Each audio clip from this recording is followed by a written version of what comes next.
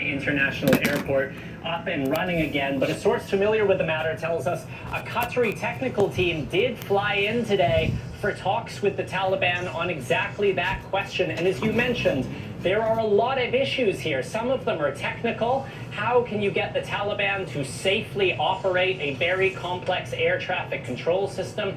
But the big question is security. Civilian airlines do not want to fly into Kabul until they know that it's safe to do so. Now, our understanding is the Qataris are pushing the Taliban to accept some kind of international presence at the airport to make sure that security protocols are being followed. But the Taliban are very resistant to that. As far as they're concerned, they are the new rulers of Afghanistan. Any foreign presence at the airport would be a violation of their sovereignty. But as Peter and Courtney were just talking about, we're in this interesting position where the U.S. and the Taliban, enemies for 20 years, have been finding areas to cooperate, and it could very well be that the airport is one of those issues. The U.S. wants the airport open to get Americans out. The Taliban wants it open so they can claim to be the rulers of a functioning country. Andrea?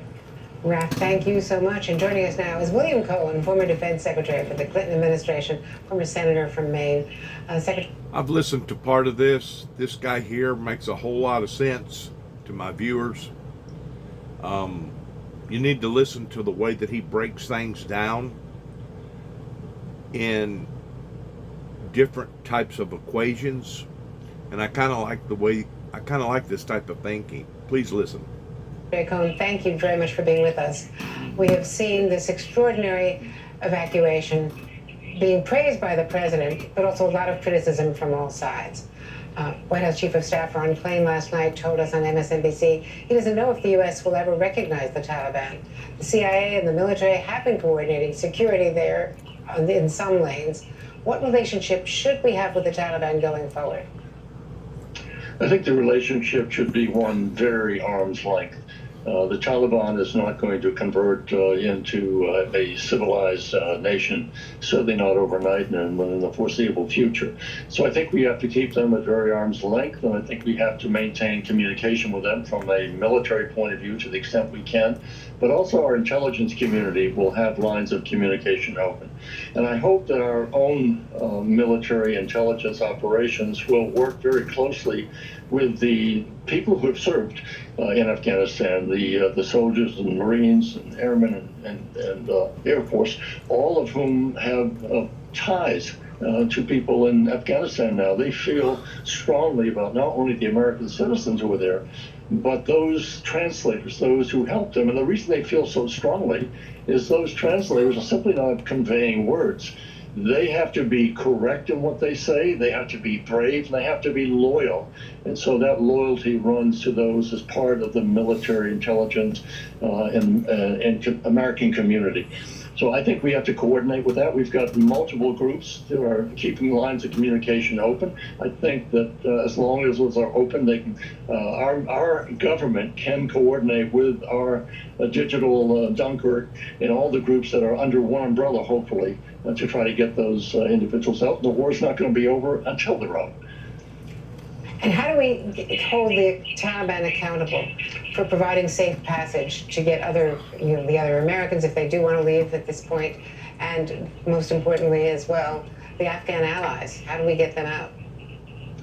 Well, I've speculated on this, Andrea, and I have just a speculation.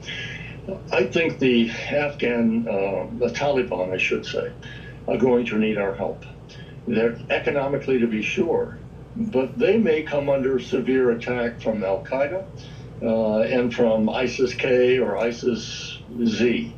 They'll need intelligence that they don't have, that we may be able to provide them under certain conditions. So it may be ironic that the very people who've been fighting us will need us in order to stay safe and empower themselves. It's possible that these groups may all meld together and all be just one pot of toxic terrorism. That's a possibility. But if the Taliban hopes to have any opportunity to govern, as a society, which is probably very unlikely since they're still made up of lots of provinces and warlords, and they don't want any centralized government as such. So it depends on what kind of government the Taliban is going to formulate. But I still believe in my heart of hearts they're going to need us. And if they need us, we want something really much, very much in return. We want our citizens out, Americans out, passport holders, those who are special immigrant visa holders. We want them out, and we want their help to get them out. To the extent they don't, then the money is never going to be forthcoming. Diplomatic recognition is not going to be forthcoming.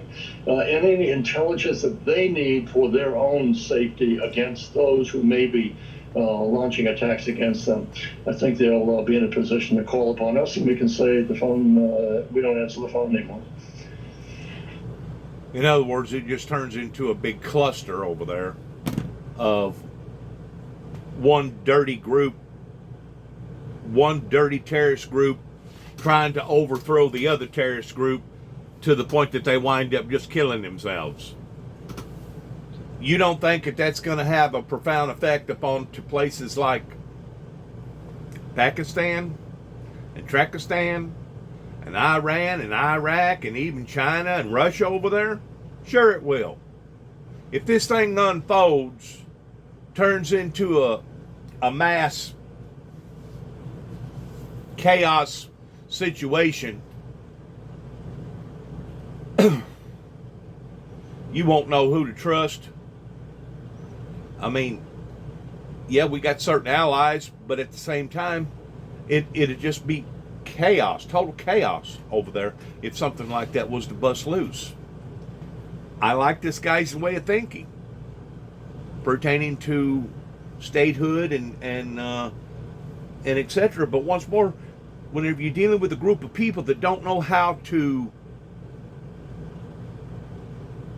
adjust to a civilized tone compared to the global nations of the world, kind of like the Saudis. You know, it wasn't until just recently the Saudis wouldn't even let women have a part towards even being seen out in the public or being able to drive a vehicle. All this stuff has stemmed from them. People may think that I'm crazy, but I'm telling you right now, they are the ones that dominated that area because they was the ones with the money. They had the oil.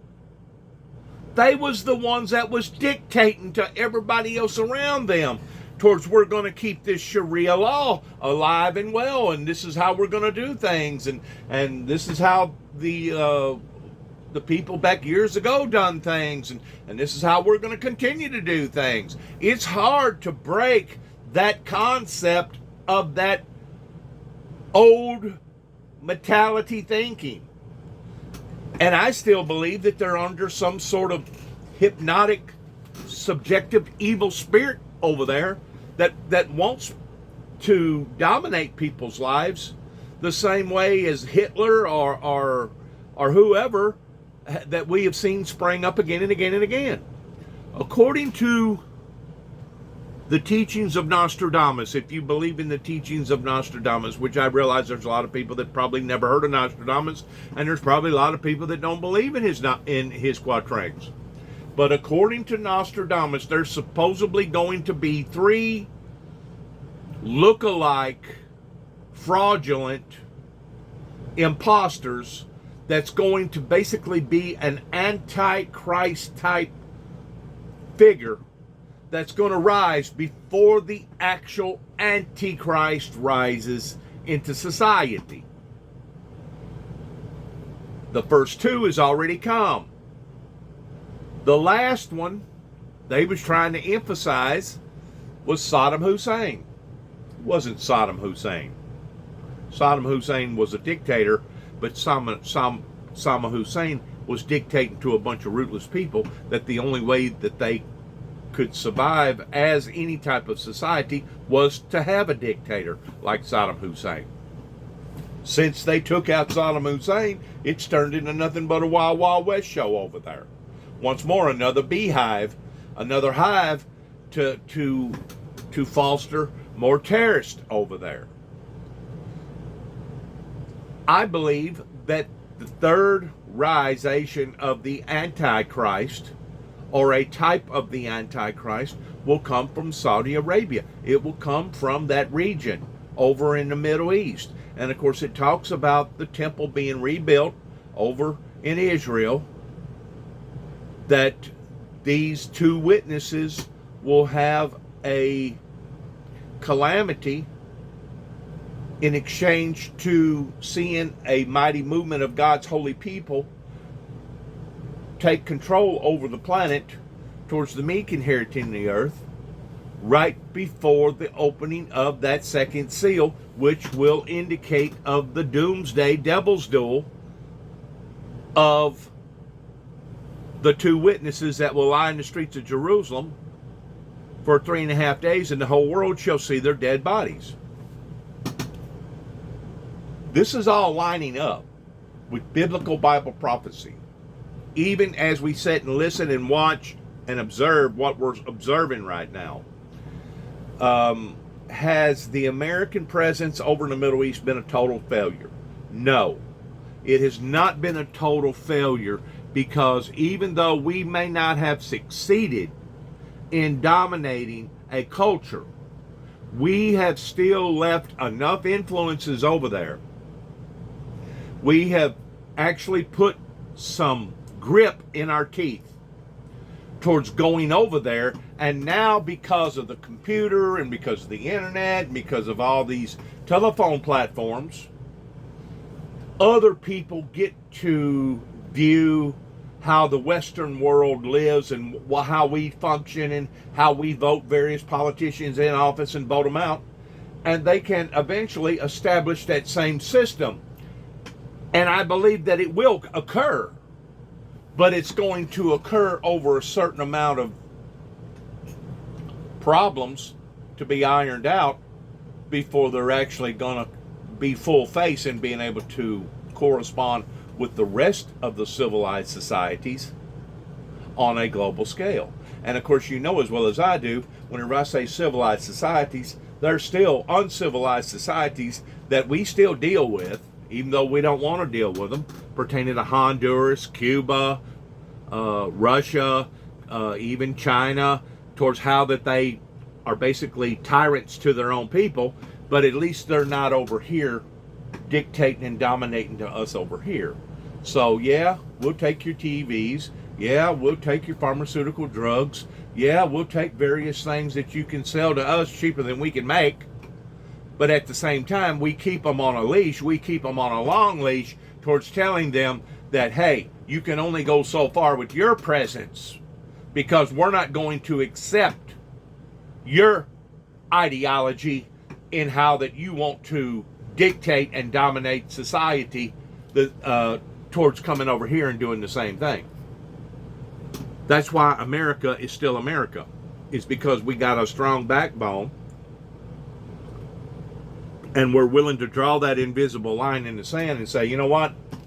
We're willing to go this far, and we'll allow for you to go this far. But after that, that's where it stops. You're not to cross this line, and obviously you don't want us to cross that line. So, but you know, people don't realize that in the modern day society, and that's one reason why that we've seen so many uprisings in so many different countries pertaining to people wanting to leave their country, is because of the modern era of today pertaining to telephones and the internet and social media platforms, is because people are wisening up to how other people live in the Western world. So eventually this reformization, globally speaking, is going to take place regardless whether we're over there or not. Now, the presence that we have left over there has been a very, very powerful, strong presence. Even though we had to basically tuck out of there like a dog with his tail tucked between his legs in leaving Afghanistan. But I'm telling you right now, if the things that this man right here is talking about clarifies itself one way or the other, it will basically be for the good of the will of the global society. Even if they do get get into the point of a knockdown, drag out, for surely to God they'll wake up and realize that they're not establishing nothing other than killing each other out. And I'm surprised that somebody hadn't already done taught them that.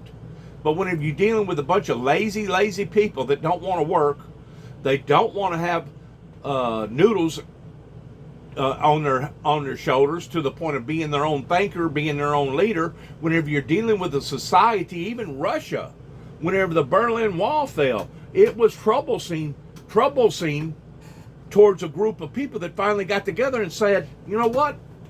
It's time for us to take leadership of governing our own selves. And of course, that's whenever the establishment of the Ukrainians began towards basically steering clear and breaking away from the old Yugoslavia, old USSR type governorship. Now, Putin, since he's come into power, he wants to demonstrate himself and his government in governing his people on the same level as we do. But we know by looking and watching and observing how they do things over there that it's not uppity up, and it's still basically underhanding their own citizens towards basically being a bunch of tyrants that still wants to be in control and charge of their society over there. So they can try to color it up, mask it up, band-aid it up any way that they want to over there with Putin. The fact of the matter is they're still operating, though it don't give the appearances on the front end, but they're still operating the same way as the old Yugoslavia, the old USSR operated back in the 50s, 40s, 50s, and 60s, whenever we got familiarized with their type of behavior over there. But once more, eventually, pertaining to the telephones, the internet, pertaining to cyberspace, pertaining to all these social media platforms, them people will wake up one day. And there will be an overtake of those old oligarchs, those old people that was still being dominated by that type of leadership, that one day their people will rise, and one day democracy will win over, even in Russia, even over in Honduras, even over in Cuba, even over in China. It may take a certain period of time before the culture finally wakes up to this, but eventually it will take care of itself. And maybe leaving Afghanistan was basically the only element left to choose from towards letting them work out their own problems, in which, as far as I'm concerned, that's the way it should have been all along. We shouldn't have had to have sacrificed so many lives and paid out so much money in exchange for watching it go sour. We didn't go over there and take them people's spoils. We didn't go over there and take their oil. We didn't go over there and take rubies or diamonds or take charge or control to the point that it come back and rewarded us for it. So really and truly, it was a very, very, if you want to call it, a commotion pertaining to the pretense of war. It was a very, very unstable, unfair, balanced war in the way that we was going about doing it to begin with, because most wars that I've ever read about in the Bible was whenever a group of people or a country or a tribe invaded another tribe or a country to be able to gain control over their spoils. Instead of us gaining control over their spoils, it has costed us our spoils just to go over there and put our footprint down. But keep in mind, that footprint was put down. But look at the cost that it costed to put that footprint down. That was a big cost that was misguided by the White House and the Pentagon, that began all the way back to the latter part of the Reagan stepping off into the Bush era regime or administration, that led us down the wrong path towards the people that initiated 9/11 to begin with. Let's listen to the rest of this. Well, the counter argument, of course, is that there are 2,000, as many as 2,000, maybe more, General McKenzie said, ISIS-K fighters released by the prisons, by the Taliban, released from the prisons. The Taliban now acknowledging that that was a big mistake. So there's those terrorists, plus the Haqqani network. Khalil Haqqani, with a bounty on his head from the State Department, wanted by the FBI, is now in charge of security in Kabul for the Taliban. So the overlapping of these terror groups creates really an unholy stew there in Afghanistan. And Secretary Panetta just told me yesterday that he doesn't think we've made Afghanistan safe from becoming another haven for terrorists, as the president claims, and as was the original goal after 9/11. Maybe not. She may be right. Maybe not. And if that be the case, so be it. And if they go to killing one another pertaining to ISIS-K or another type of terrorist group over there, then let all hell bust loose. Because as of the approach that Washington, D.C. was taking, the approach that they was taking was one step forward and two steps back. One step forward and two steps back. One step forward and two steps back. Once more, whenever you're trying to reform a group of people that has already made it up in their minds that we are the enemy, that we are the great Satan, that we are the ones that's basically the infidels, even though they want to use their brutal tactics towards cutting off people's heads, and if they can't conform their people, they in exchange towards them dying to be able to conform people, they go to live with Allah and drink all the wine and live with 99 virgins. If this is their concept, maybe this is the only way to clean it up, is to let them go after, let them go at each other like this in a very, very unsettling, disturbing way. Because once more, our objectives, our one step forward, obviously has not worked. So maybe pulling out was the only answer. Like Biden said, it was either that or continue to use force and to see another generation of young men and women basically die at the hand of the Sharia law. And that's basically the bottom line. It's a holy war. But a holy war needs to be fought in the way that the holy God can win over on these people. It's dirty. It's corrupt. It's upside down. It's crazy. It's insane towards their way of thinking in their ideology over there. I think that more terrorists will find a homeland there. They'll come from various parts of either Pakistan or other neighboring countries, the Stans areas. So they may come in there and present a real threat, a gathering storm as such, which the United States will then be called upon to go after. So, we talk about no forever wars, but there's no forever peace. The history of mankind has not been one of peace. It's been of war. Of the last 3,000 to 4,000 years, I think only about 300 years have been those eras of peace. So we have to be honest with ourselves and know who we are as the human race: competitive, aggressive, greedy, warlike. And our higher, the angels of our nature, surface only periodically. And that's what we aspire to do, to raise the level of humanity in our souls. Haven't been able to do it historically. We may not be able to do it going forward. But that's the goal and the aspiration. And I think when you see the kind of people who are serving us, the ones who conducted that evacuation, and I think the Biden administration, President Biden himself, was right to praise them. We need to keep praising them.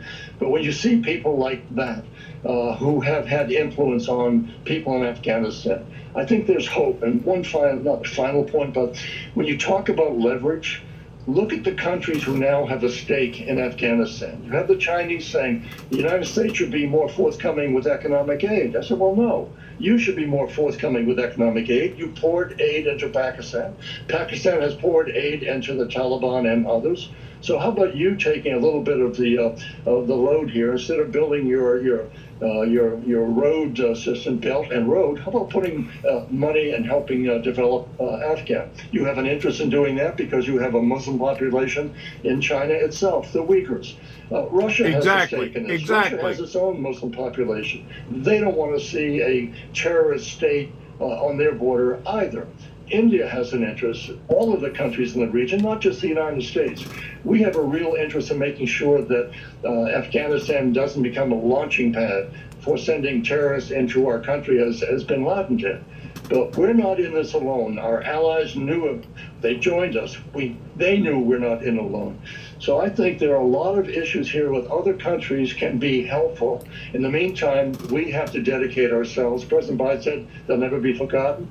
We won't forgive the Taliban, but we have to get them out. And I think that we have enough people in this country, in the Congress, in our private sector, former soldiers, who have networks that we can call upon and send the message very clearly to Taliban. You want to take power? You're in power? Well, good luck, because you won't be able to survive if you don't have the kind of competence and the kind of intelligence and the kind of military capability that you don't have now. You may celebrate, fire your guns in the air. That is not going to help you deliver food, water, and services to the Afghan people. So good luck. You can celebrate now on 9/11, but you're going to need us and the world community. And we will help you in food and other things. Beyond that, you may be on your own. Secretary William Cohen, as always, thank you so much for your expertise and your wisdom. We really appreciate it. Good to be with you, Andrew. And once more, a lot of this is hindsight. A lot of this is metaphors towards what if, how about if this takes place, how about if that takes place. It's all kind of symbolism. But you do have to mix it up in the right perspective, in reality, that we have dedicated, what we have dedicated for the past 20 years over there, and did not achieve what we set out to achieve, which was to take a group of people and conform them into our Western way of thinking, Western way of life. We still left a footprint. There's still going to be people that now the seed has been planted towards a lifestyle that's a whole lot better, other than to be ruled by the Taliban or by the people over in Honduras or by the Cubans or by the people over in China or Russia. The seed has been planted. The seed of democracy has been planted. And it's just a matter of time before people are going to have to stand up for their own, even at the expense of bloodshed, in which I hate to say this. But the only way to modify the world from a global perspective, not from a country perspective, not from a community perspective, not from a one-to-one perspective, but from a global perspective, is that we're going to have to allow for the inventions pertaining to the telephone, pertaining to various media entities to do its job. Now, you have to ask yourself a question, which is this: how come the Saudi Arabias don't allow for the internet to be in their country? Well, you don't have to be too educated and too smart to figure out. They have figured out that that is a breach of their livelihoods and a breach of their Sharia law, and because of it, they find it to be very, very intimidating, to the point of it being a violation, to the point that they got strict requirements that they do not want. I mean, you can have the phone if you got the phone, but as far as being able to connect with other places of the world, like we can over here, to see other images of other things that's going on in other parts of the world, you don't have it over there. I'm pretty sure that their phone services work, but that would be the extent of high advanced communications. They do not permit the internet to be in their country. Why? Is because they do not want the minds that are being dominated now by the powerful to have a seed planted in their heart or in their mind to the point that they get to thinking, well, heck, if they can do it over there, we can do it over here.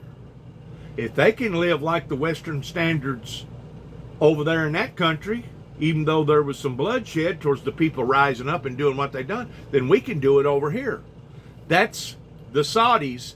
That's their way of protecting their ideology, their messed up, screwed up, corrupt ideology. As far as I'm concerned, their devil-worshiping ideology of the Sharia law, of how that they're going to maintain their powers in society towards dominating their people.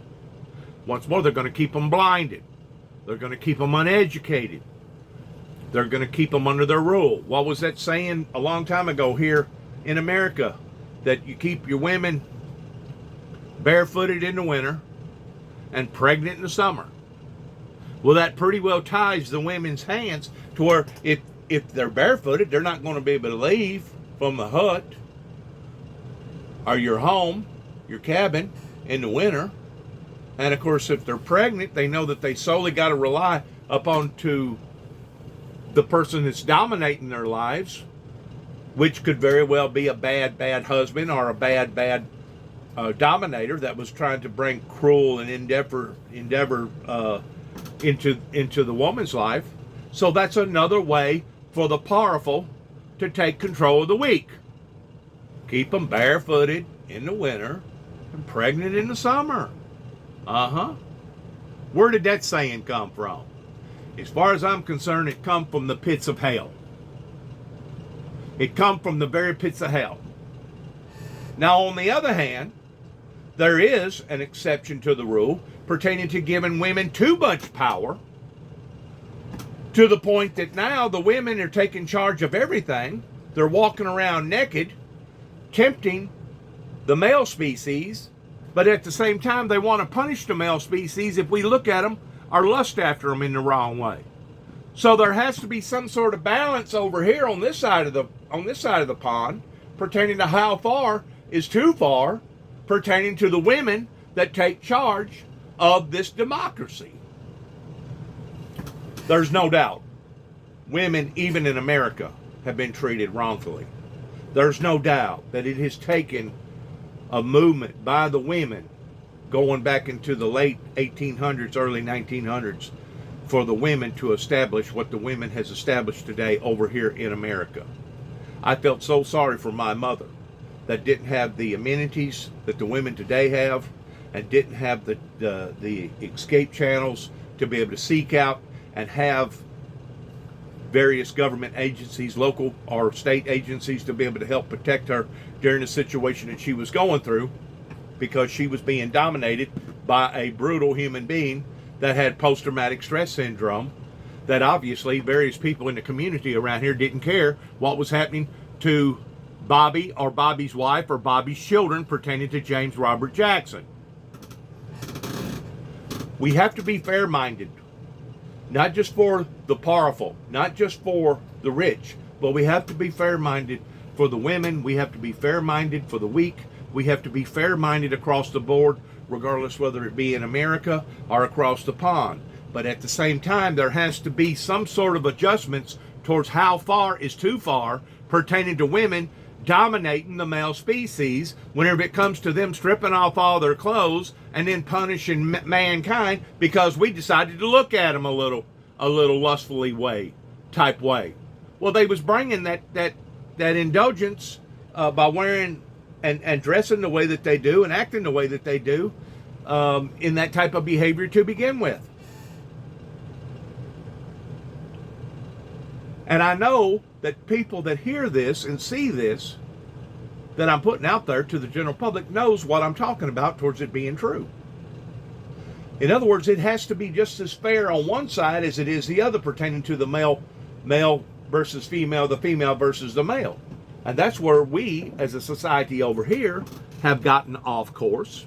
We have given the women too much power to the point that over there, under the Sharia law, they still don't want to give women any power. So where is the balance here between the good and the bad. Where's the balance here between what is right and what is wrong? Well, the only thing that we know to be guided by is the history of our ancestors pertaining to other cultures that has went through what they have went through towards living the way that they have lived.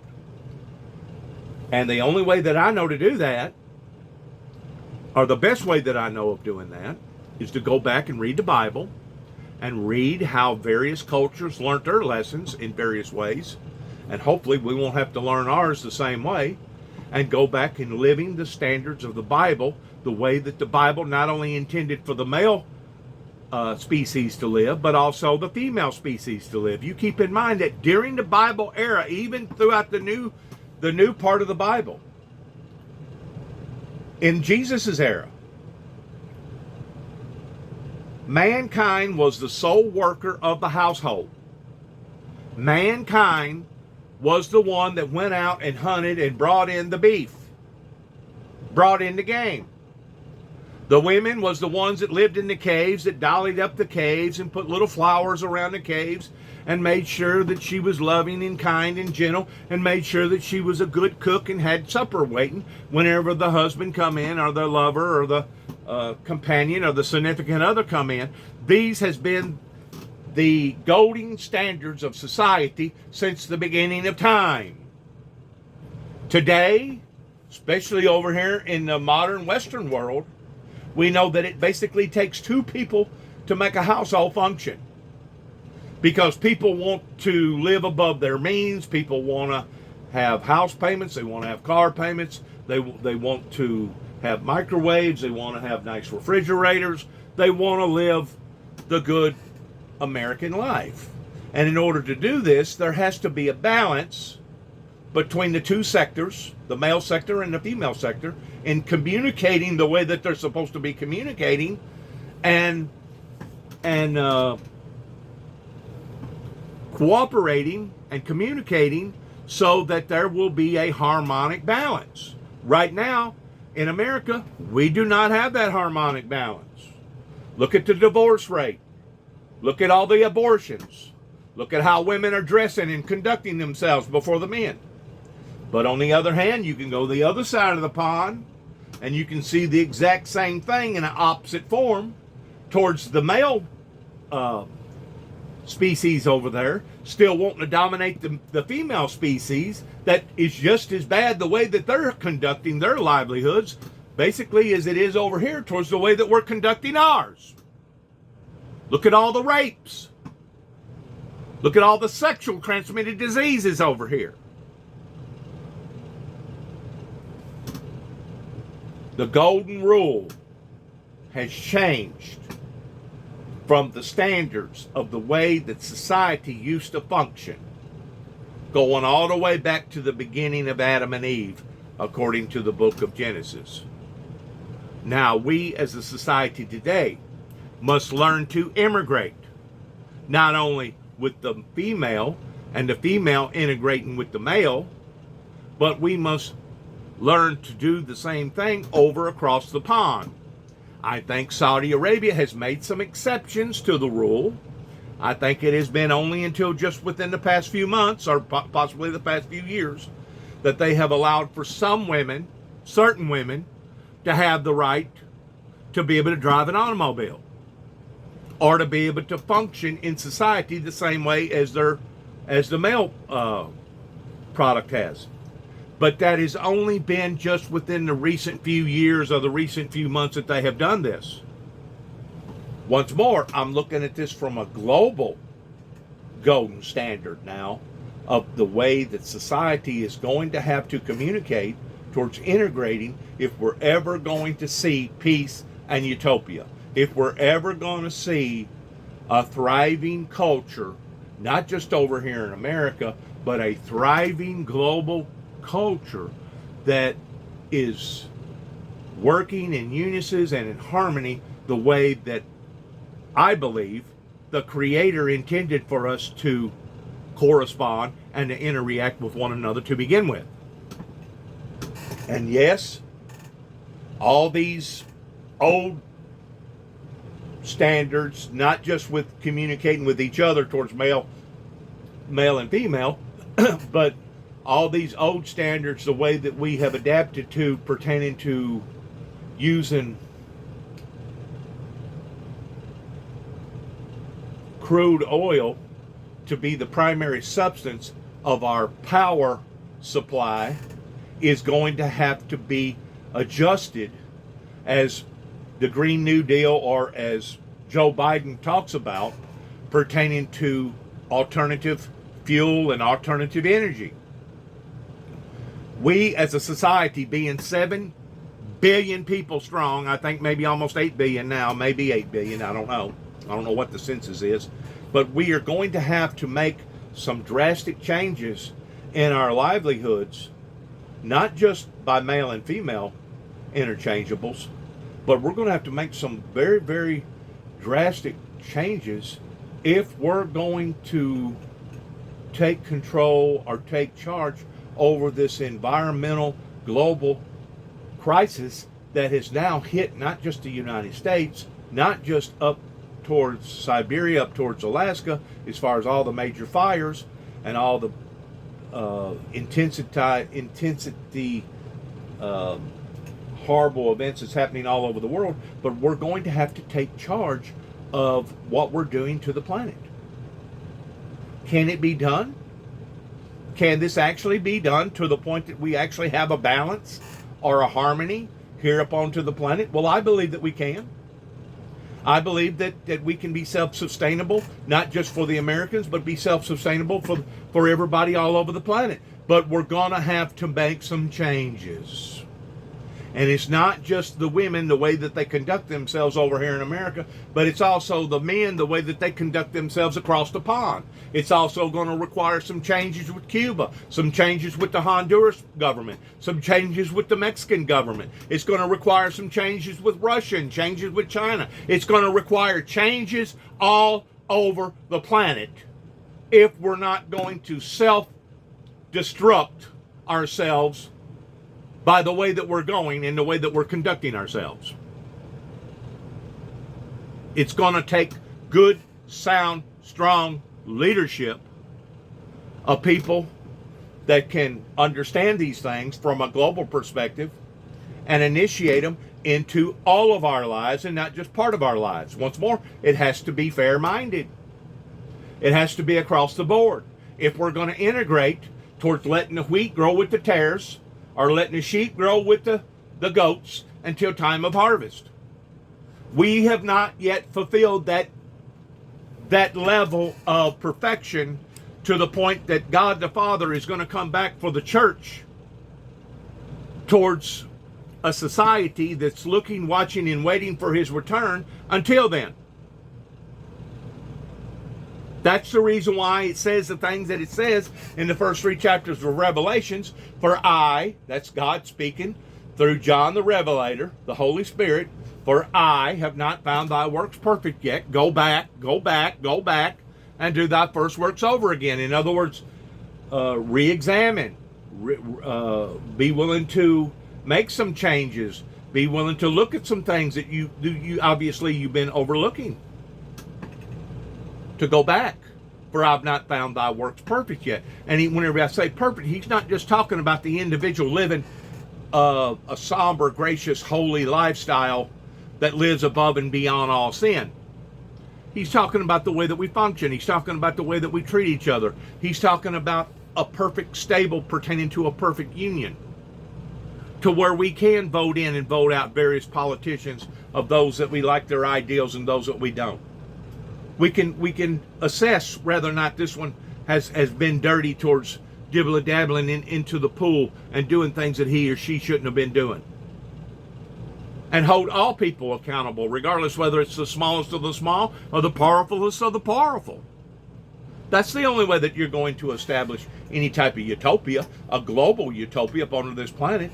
Just like the guy just got through talking about, in which I'm sitting here trying to think, what 300 years was he talking about since the existence of this planet, to where there was basically all peace? And I guess if it was an era, it was probably somewhere around, I'm going to say probably around 400 BC. Now, I'm just guessing. I don't know all the specifics pertaining to the historical events all over the world. I'm not what you'd call a professional historian. But if I'm going to make a guess towards there ever being peace up unto the world, where one group or one tribe or one country ain't fighting another country, it would probably be somewhere around 400 BC,